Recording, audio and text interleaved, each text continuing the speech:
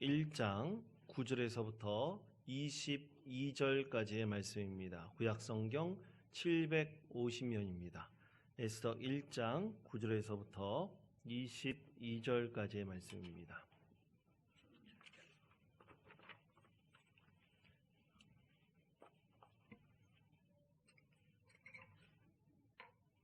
이 말씀을 저와 함께 교독하시겠습니다. 제가 먼저 읽겠습니다. 왕후 와스디도 아하수에로 왕궁에서 여인들을 위하여 잔치를 베푸니라.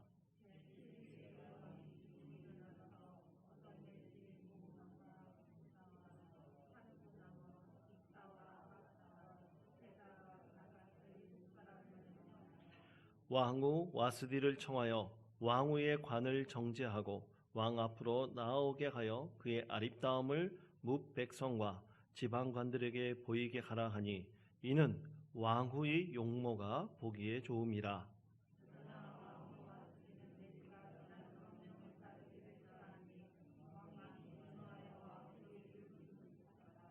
왕이 사례를 아는 현자에게 묻되 왕이 규례와 법률을 아는 자에게 묻는 전례가 있는데 그때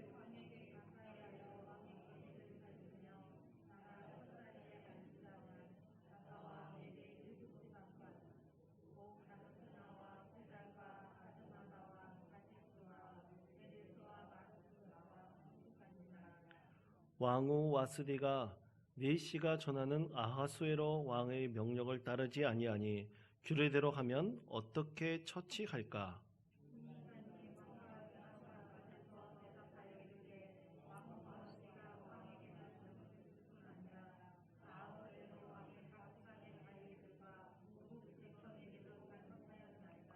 아하수에로 왕이 명령하여 왕후 와스디를 청하여도 오지 아니하였다 하는 왕후의 행위의 소문이 모든 여인들에게 전파되면 그들도 그들의 남편을 멸시할 것인즉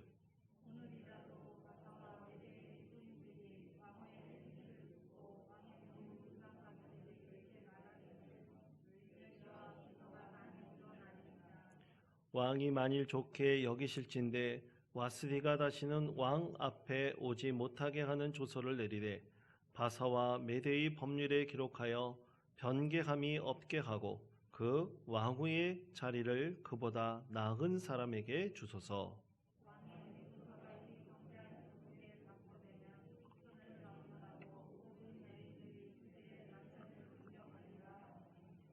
왕과 지방관들이 그 말을 옳게 여긴지라 왕이 무무간의 말대로 행하여 각 지방 각 백성의 문자와 언어로 모든 지방에 조서를 내려 이르기를 남편이 자기 집을 주관하게 하고 자기 민족의 언어로 말하게 하라 하였더라. 아멘. 위기 시대에 믿음의 사람들 에스더 첫 번째 그런 말씀의 제목으로 하나님의 말씀을 전하겠습니다. 여러분 유리천장이라는 뜻을 아십니까? 실제로 유리천장이 있다는 뜻일까요? 그런 뜻은 아닐 것입니다. 이 유리천장이라는 말은 사회 각 분야에서 특히 고위직으로 여성들이 진출하는 것을 분명히 법적으로나 제도적으로는 다 열려 있지만 올라가지 못하게 하는 어떤 사회적 분위기, 그런 정서, 그런 문화적 상태를 이루는 말이죠. 어떤 보이지 않는 장벽이 있다는 말입니다. 여러분 이 말은 여성들에게만 주로 해당되는 말이었지만 이것이 오늘날에는 어떤 소수의 계층, 다시 말해 어떤 장애인들이나 또 그리고 어떤 특정 성별이나 인종을 대상으로 말을 하기도 합니다. 그들이 어떤 사회에 진출하는 것이나 어떤 사회의 중요한 직책을 맡는데 어려움이 있음을 상징하는 말이죠. 그러면 과연 우리나라에 유리천장이 있을까? 여러분 우리나라에 유리천장이 있을까요? 없을까요? 안타깝게도 우리나라는 굉장히 두꺼운 유리천장이 있다고 합니다. 실제로 2017년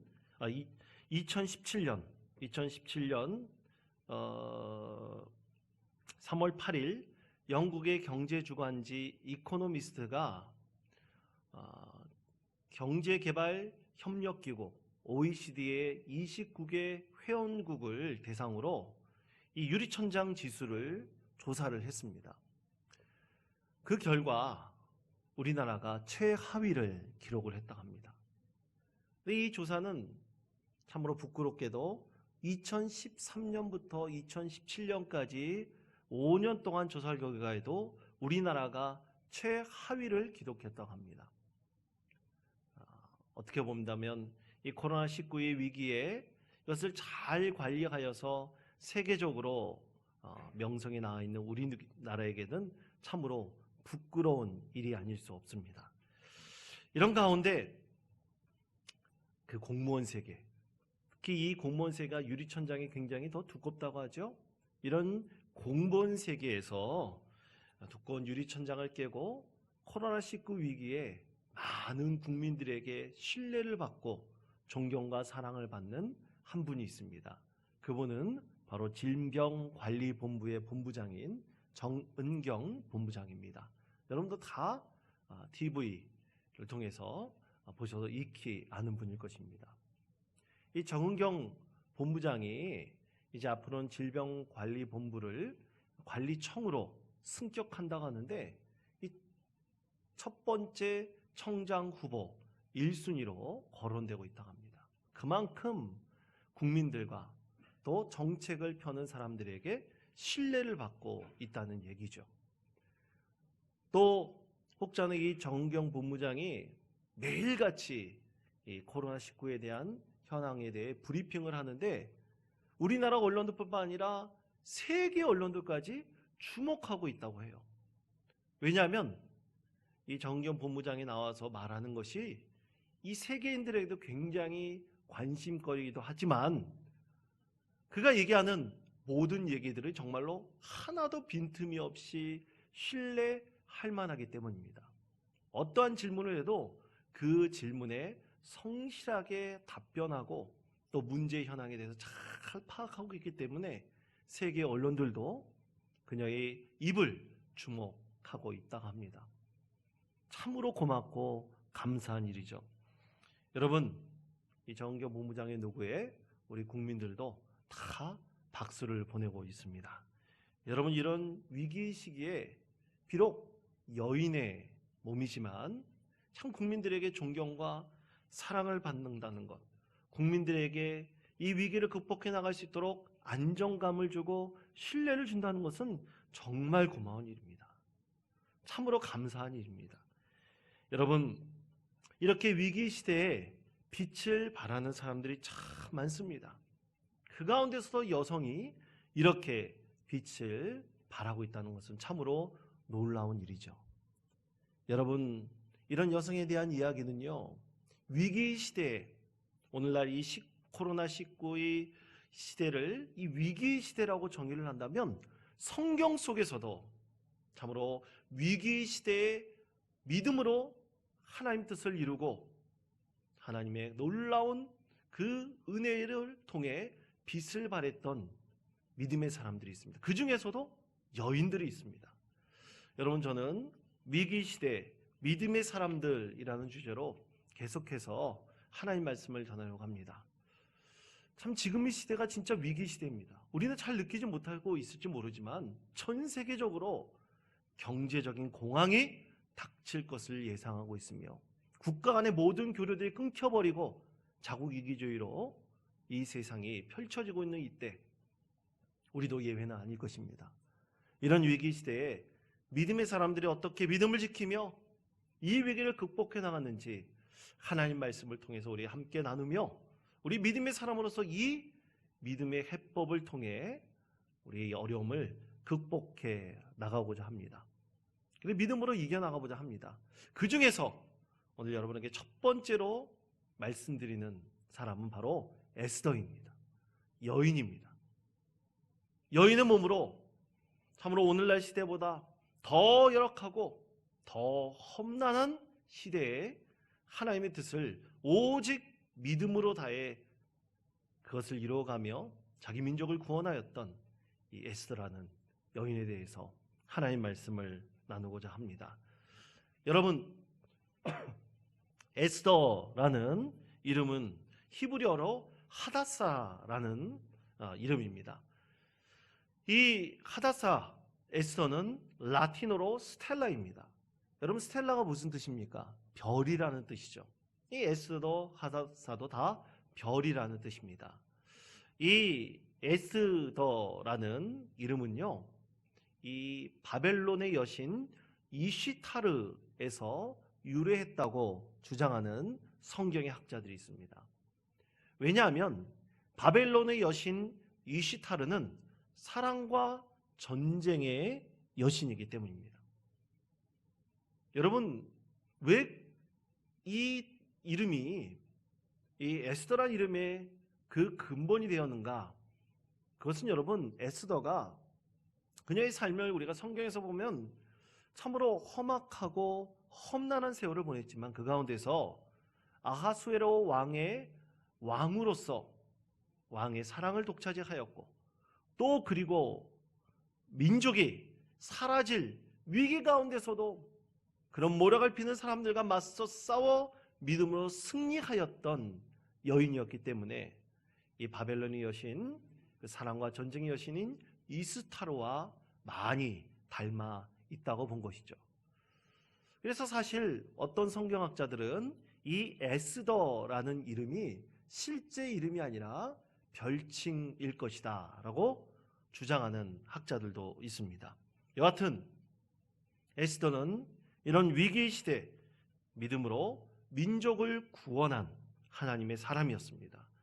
여러분, 성경에 보면 에스더는 참으로 불행한 유년 시절을 보냈습니다. 성경대로 본다면 에스더는 어린 시절 유다 왕국이 바벨론에게 이제 멸망당하고 그 이후에 페르시아, 곧 성경에서는 바사 왕국이라고 하는데요, 이 바사 왕국에 수많은 유대인들이 포로가 되는데요, 그때 이 에스더의 부모는 강제 노동에 시달리다가 그만 죽음을 맞이하게 되었습니다. 부모 이름 고아가 되었죠. 그 가운데 이 사촌 오빠인 모르드게는 에스더를 양육하게 되었고요, 이 고아로서 부모 잃은 에스더의 슬픔을 늘 보면서 참으로 에스더가 이 구김살 없이 믿음 안에서 잘 자라기를 애쓰고 또 애썼습니다. 그 뜻대로 이 에스더는 고아 잃은, 이 고아로서 부모 잃은 그 슬픔을 딛고 참 건강하고 또 그리고 씩씩하며 하나님 믿는 신앙 안에서 잘 자라게 되었습니다. 이런 에스더가 살았던 그 시대, 여러분, 그 시대는 페르시아라고 하는, 성경에서는 바사 왕국이라는 그 왕국이 득세하던 시대였습니다. 이 바벨론을 완전히 무너뜨린 이 바사 왕국은 이 멀리 유럽인 곧 아테네라고 상징되는 그곳까지 세력을 펼쳐서 모든 나라를 지배하려고 하는 야욕을 품고 있는 강대국 중에 강대국이었습니다. 신흥 강국이라고 할 수 있을 그런 나라였습니다. 여러분, 예전에 이 나라를 이해하기 위해서 예전에 개봉됐던 한 영화를 보면 우리가 잘 알 수 있는데요, 여러분 화면을 한번 봐주시기 바랍니다.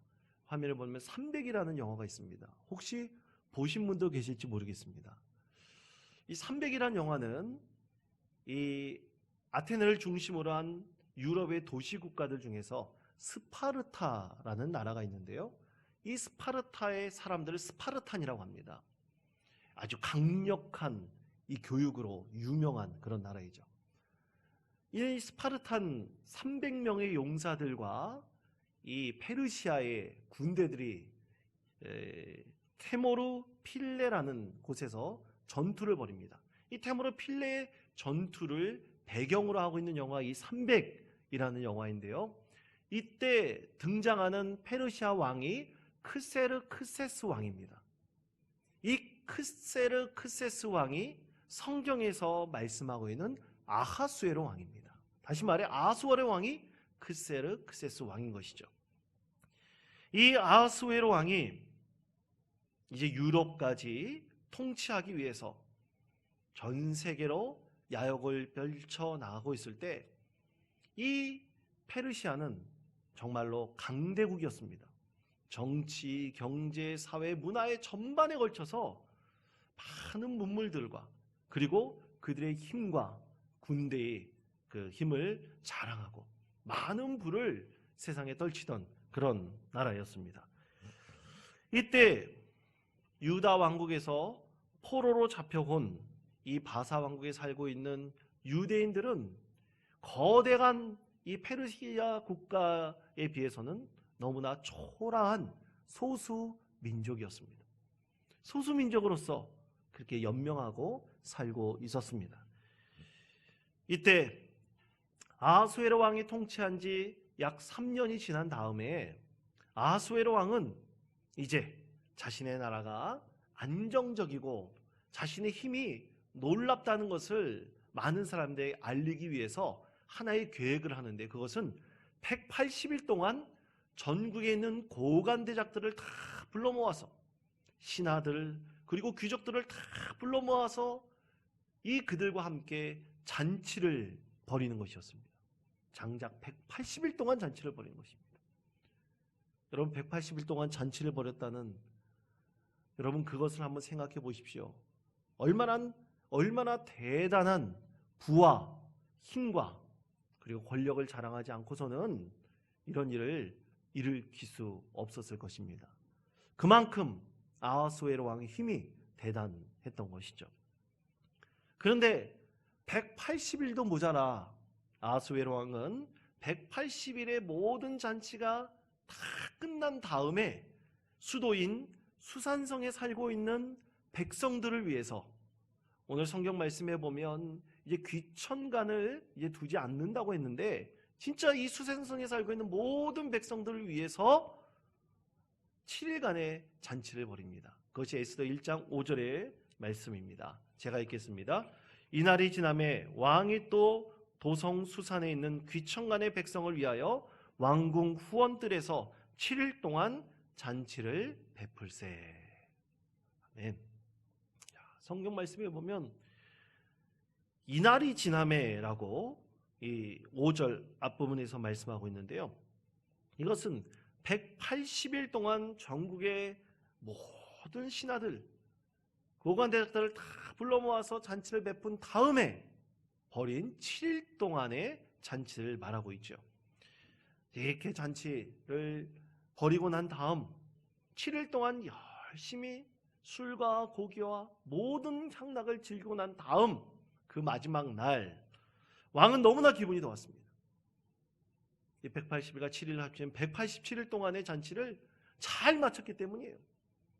자기 힘을 너무나 과시했기 때문에 너무나 즐거웠습니다. 그리고 너무나 기분이 좋아 자신의 아름다운 아내 왕후 이 와스디를 이 백성들 앞에서 자랑하고 싶었습니다.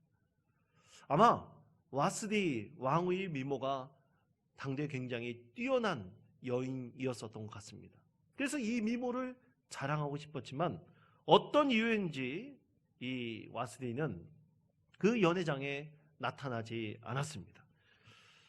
이것에 대해서 바사 왕국의 무무간이라는 신하를 중심으로 왕비 탄핵이 청원되었고요. 그리고 전국 조서에 내려서 왕의 명령이 없이는 왕비라도 왕 앞에 나올 수 없다는 것을 이 명령을 하지요. 그리고 그 이후에 왕비를 폐위시킵니다. 그것이 바로 오늘 성경에서 말씀하고 있는 이 시대적인 이 말씀의 배경입니다. 자, 그렇다면 오늘 우리에게 주신 이 하나님의 말씀을 통해 위기의 시대, 그 가운데서 믿음의 사람들로서 이 세상을 우리가 어떻게 바라봐야 하며, 그리고 이 말씀을 통해서 우리가 무엇을 알 수 있으며 또 무엇을 우리가 깨달을 수 있을까요? 그 중에 첫 번째는 절대 권력은 부패한다는 것입니다. 여러분, 아하수에로 왕의 절대 권력이 얼마나 대단했는지 우리는 말씀의 배경을 통해서 충분히 알 수 있었습니다. 여러분, 그 시대적 상황에서 180일 동안 잔치한 것도 모자라 더하여 7일을 잔치했다는 것, 여러분, 과연 그 잔치가 백성들을 위한 것이었습니까? 아니면 왕 자신을 위한 것이었습니까? 여러분, 이런 것이 바로 인간의 허영심입니다. 여러분, 허영심은 죄입니다. 인간이 자신을 높이려고 하는 이 허영심, 그것은 하나님께서 철저히 경계하는 죄 중에 죄입니다. 여러분, 왕은요, 자신을 위해서 존재하는 것이 아닙니다. 자신의 권위를 높이기 위해서 존재하는 것이 아닙니다. 사실 왕은 백성들을 위해서 존재해야 됩니다. 백성들을 잘 이끌어서 백성들이 평안하게 살도록 하는 것이 왕이 행해야 될 책무입니다. 그런데 여러분, 오늘 말씀을 보십시오. 오직 백성들은 누구를 위해서 존재하고 있습니까? 오직 왕을 위해서만 존재하는 것으로 여겨지고 있습니다. 여러분, 기억하십시오. 우리 인생이 유한하듯이 이 세상 어떤 나라도 영원한 나라는 없습니다. 다 유한합니다.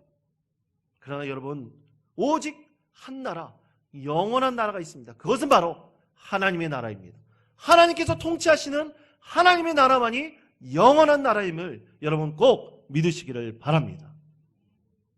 그런데 여러분, 참으로 많은 사람들은 이 세상의 나라들이 영원할 것으로 착각하고 있습니다. 이것에 대해서 19세기 영국의 역사가 액턴경은 권력의 역기능에 대해서 이렇게 경고하는 말을 했습니다. 권력은 부패한다. 절대 권력은 절대 부패한다. 진리의 말씀입니다. 여러분, 왜 절대 권력이 불패할까요? 여러분, 절대 권력이 뭡니까? 모든 권력은 백성들로부터 나오는 것입니다. 그런데 백성들로부터 나오는 것이 아니라 자기 자신에게서부터 나온다라고 하기 때문에, 그리고 그 모든 권력과 힘을 자신이 누리려고 하기 때문에 절대 권력은 부패할 수밖에 없는 것입니다. 그런데 여러분, 하나님께서는 절대 권력을 가진 분이십니다. 우리 하나님께서는 전지전능하신 하나님이십니다. 그런데 하나님의 나라는 결코 부패하지 않습니다. 영원한 나라입니다. 왜냐하면 삼위일체 되신 하나님께서, 바로 예수 그리스도께서 이 세상에 내려오셨기 때문입니다. 자기를 희생하시며 희생의 피를 흘리시며 모든 죄의 짐을 지고 우리를 대신하여 죽으셨기 때문입니다. 그 희생과 그 사랑이 우리 가운데 있기 때문에, 그렇게 예수 그리스도께서 피를 흘리셨기 때문에 어찌 그런 나라가 부패할 수 있겠습니까? 그런 전지전능하신 절대적인 힘을 가진 하나님께서 피조물을 위해서 죄를 사하시고 피를 흘리신 그런 나라가 어찌 부패할 수 있겠습니까? 그렇기 때문에 하나님 나라는 영원합니다. 결코 멸망하지 않습니다. 하나님께서는 스스로 이 세상에 내려오신 예수님에 대해서 이렇게 말씀하셨습니다. 빌립보서 2장 6절에서부터 8절까지의 말씀입니다. 여러분, 이 말씀 우리 다 같이 한 목소리로 봉독하겠습니다. 그는 근본 하나님의 본체시나 하나님과 동등됨을 취할 것으로 여기지 아니하시고 오히려 자기를 비워 종의 형체를 가지사 사람들과 같이 되셨고 사람의 모양으로 나타나사 자기를 낮추시고 죽기까지 복종하셨으니 곧 십자가에 죽으심이라. 아멘. 그렇습니다, 여러분. 우리 그리스도인들이 꿈꾸는 것은 세상 나라가 아닙니다. 하나님의 나라입니다. 우리가 하나님 나라에서 영원히 살 것을 우리는 소망하고 있습니다. 그래서 이 나라는 믿음을 가진 그리스도를 통해서 이루어지는 영원한 하나님의 나라에 우리는 충성하고 우리에게 주신 그 사명을 다하고자 우리는 애쓰고 또 노력하고 있습니다. 여러분, 우리가 왜 자신을 헌신하며 공동체를 섬기고 있습니까? 왜 우리가 희생하면서 자신의 물질도 드리면서 아버지의 뜻이 하늘에서 이루어진 것 같이 땅에서도 이루어지게 하여 주옵소서 간절히 기도하면서 우리가 하나님 나라를 위해서 왜 헌신하고 섬기고 있습니까? 그것은 우리의 소망이 결코 이 세상에 있지 않기 때문입니다. 예수 그리스도의 공로로 우리가 구원받았기 때문에 우리는 그 구원받은 은혜에 감격하고 감사하여서 오직 하나님 나라의 영광을 위해서 우리가 부름받았기 때문입니다. 그 사명이 우리 심령 가운데 굳건히 세워졌기 때문입니다. 그렇게 하나님 나라의 영광을 위해서 우리가 헌신하고 애쓸 때 이 세상에서 줄 수 없는 만족과 기쁨과 평안을 우리가 믿음 가운데 누릴 수 있기 때문입니다. 그 누림이 너무나 놀랍고 너무나 은혜롭기 때문에 하나님 나라를 생각하며 하나님 나라를 소망하는 자에게는 영원한 천국에 대한 소망이 우리 심령 가운데 가득 차 있기 때문입니다. 그래서 이 세상 가운데서 우리가 고난과 역경을 당한다 할지라도 우리의 소망이 이 세상에 없기 때문에 우리는 진정한 위로와 평안을 얻을 수 있기 때문입니다.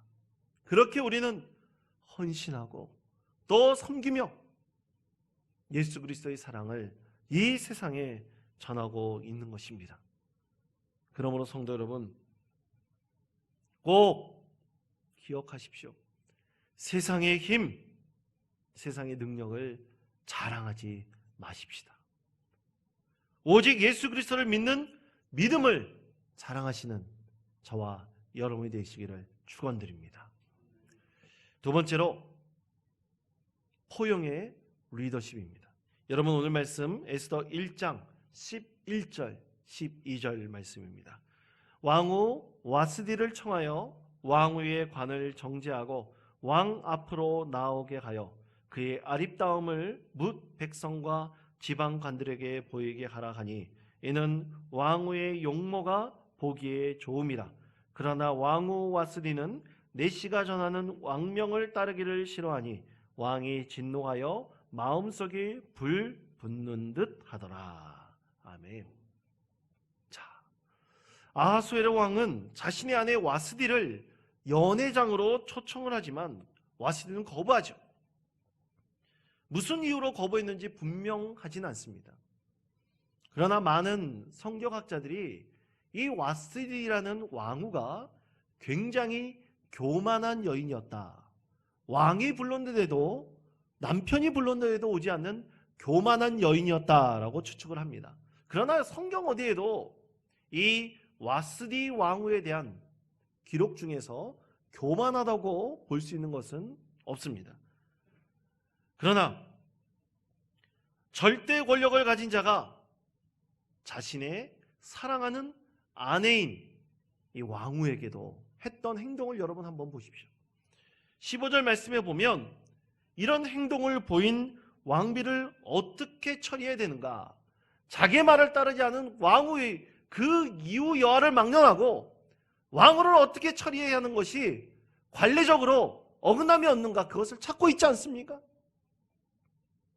자기 아내를 쫓아내버리려고 계략을 피고 있는 것이죠.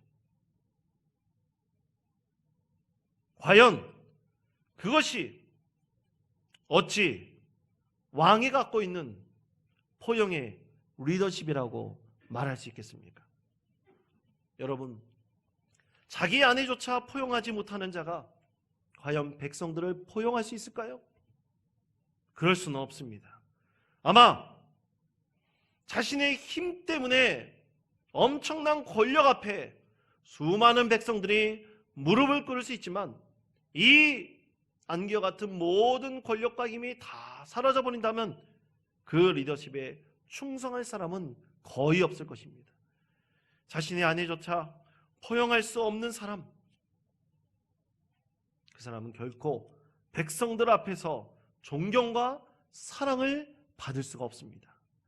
오늘날 권력을 가진 자들에게, 오늘날 이 세상을 이끌어가는 지도자들에게 꼭 필요한 리더십은요, 바로 포용의 리더십입니다. 이 포용의 리더십은 성경 속에서는 다윗 왕을 통해서 하나님께서 우리에게 말씀하고 계십니다. 여러분, 다윗은 그가 헤브론에서 나라를 세운 다음 사울 왕이 죽고 난 다음에 세운 이스보셋이라는 이 사울 왕의 후손을 중심으로 세운 나라가 있었습니다. 그 나라의 군대 장관이 아브넬이었는데요, 나중에 이스보셋의 이 나라는 곧 망해버리고 맙니다. 그런데요, 자기가 상대하였던 그 나라의 군대 장관 아브넬을 다윗은 포용합니다. 자기를 죽이려고 했던 사람 아니겠습니까? 전쟁을 벌였던 상대 적장이었습니다. 그런데 다윗은 오직 하나, 하나님께서 세운 군대 장관이라는 이유로 그를 포용하고 용서하려고 합니다. 그러나 불행하게도 이 다윗의 군대 장관 요압이 그를 살해하는 아픔을 겪게 됩니다. 그리고 또 하나, 사울 왕의 마지막 후손, 자기가 사랑하였던 친구 요나단의 아들 무비보셋이 있습니다.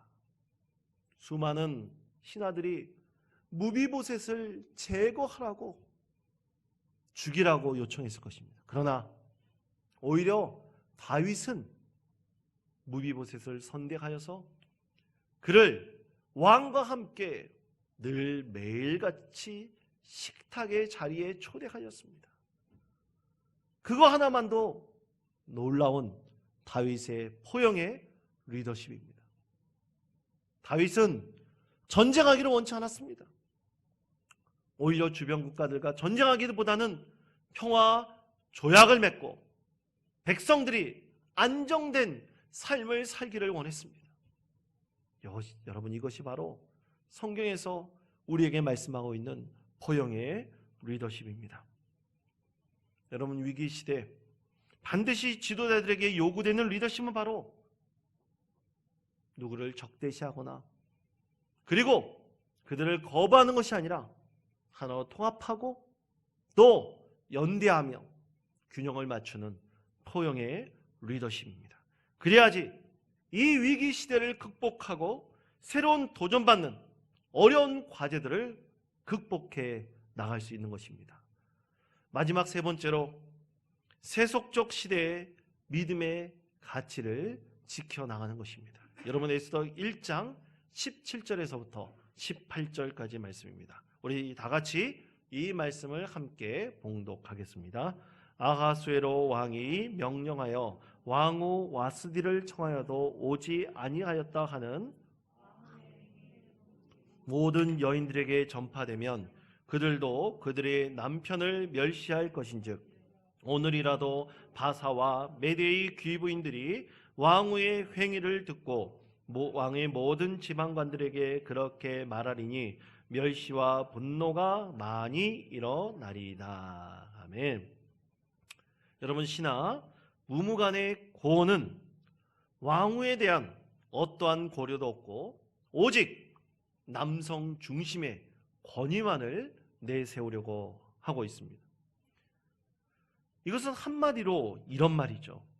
아내가 남편의 뜻을 거역하였기 때문에 분명히 아내가 남편을 멸시하려는 문화가 확산될 것이다. 그렇기 때문에 그것을 조기에 끊어야 된다. 그러니 여성들을 대표하는 왕후를 그 자리에 그냥 두면 안 된다. 그렇게 된다면 남편의 권위가 전국적으로 서지 못할 것이다. 해석하면 이런 뜻입니다. 그래서 왕후를 폐위시켜야 한다는 주장이죠. 이 말을 아하수의 왕은 고지고대로 듣고 전국에 조서를 내립니다. 그것이 22절 말씀입니다.